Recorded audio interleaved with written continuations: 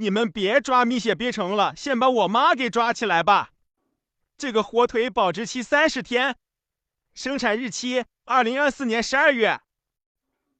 这个糖蒜没有生产日期。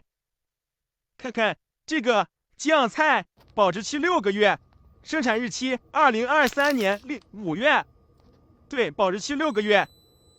这个年糕保质期几个月？180天，生产日期2020年9月。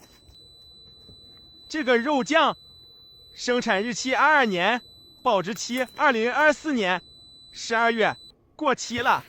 再看看这边，这个烤肠多少？保质期12个月，生产日期2020年。